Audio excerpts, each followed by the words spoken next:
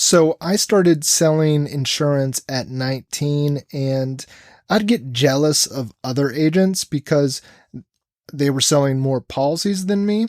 And I was young and ambitious but lacked status, and that mixture of eagerness and lack of experience exposed a lot of vulnerability in me that turned itself into jealousy.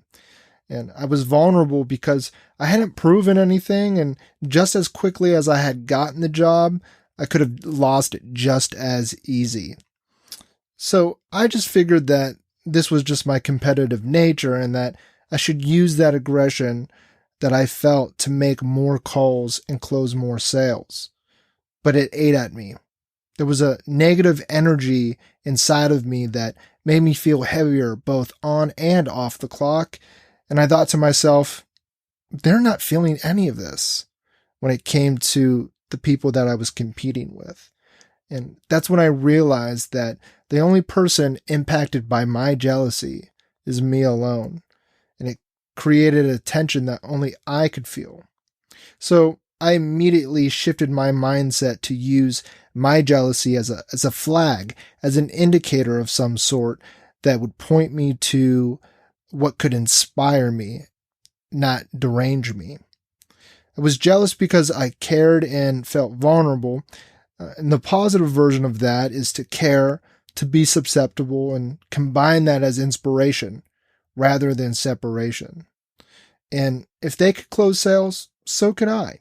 If people were willing to work with them, there would be people willing to work with me. But even with removing the jealousy I had of other people, I had swapped it out with something just as obscure: closing the sale. This placed a fear in me that made me identify with each sale made, and I assigned closing a deal as good and not making a sale as bad. And I attached myself to an outcome that I had little or no control over, and that placed my mental state in a position of being in constant flux. And as a beginner in anything, you're not going to generate maximum returns. And as angel investor Naval Ravikant has explained, that all of the highest returns in life come from compounding interest. Now, compounding interest starts with a small amount to begin with, but then over time, typically decades, it builds upon itself, growing on top of what was already established before. And after decades of building, you'll have a result that is much more significant than what you originally started with. So it was dangerous for me to attach myself so early in my sales career to how much I sold. And not only was this a dangerous mindset, but it was also a limiting one.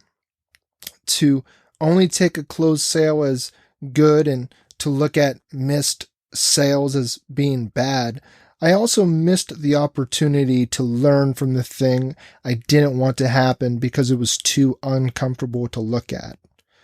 To make myself feel better about missing a sale, I would tell myself things like, oh, they just don't care about price, or, oh, they don't understand insurance. But in the long run, what's more productive when it comes to your mindset? To make myself more comfortable or to make myself more competent as to why the customer didn't buy? And even if the answer to a sales pitch isn't the answer I didn't want, it doesn't mean that the answer given isn't useful information. And instead of blaming the product or blaming someone else, each missed sale carries an opportunity to take a step back and ask, where are they getting more value? And instead of attaching myself to an outcome, it would have been much healthier to attach myself to learning from good and bad alike.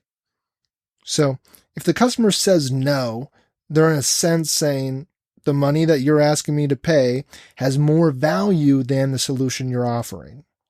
And the value may be on a subjective sliding scale, but still, if you can recognize patterns of those customers who are signaling they don't value what you have to offer, those patterns can be used as indicators for you and for your company to understand better what improvements are needed to increase value. And this isn't to say that you should be selling to everyone and anyone. As marketer Seth Godin is known for saying, if you're selling to everyone, you're selling to no one. And this is because not everyone is the same. Individuals fall within specific groups that do and like specific things. And drilling down on your group, the group you can provide the most value to over the most extended period, is efficient both for you and the people you serve.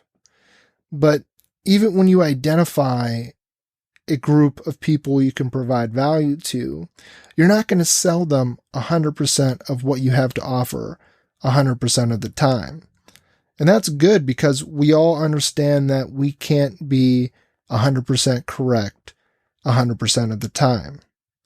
And because of our limitations, whether we lack proper information or resources, there's always room for growth. If there were no room for opportunity to grow, we should just pack our bags and go home now, because humans create value when they solve challenges, and we should be grateful for challenges as it generates meaning for our existence, especially for the leaders who dedicate themselves to providing solutions to problems. And if you show up to work and everything is perfect, how boring would that get within a month's time? And instead of hoping you do better than your competitors or wishing the challenges in your job would disappear, perhaps we may use these annoyances as a compass to point us in a better direction.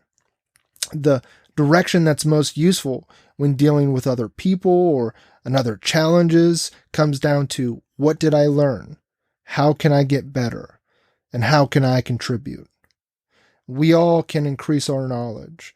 We all have the opportunity to improve our current state. And we all can decide if we're going to continuously share the improved versions of ourselves with the rest of the world. And with that, I say to you, don't get jealous. Don't get upset. Get better and share it with us. We all know you have potential and can benefit from you realizing the same. Thank you for your time. Stay healthy, stay well. Until next week, goodbye.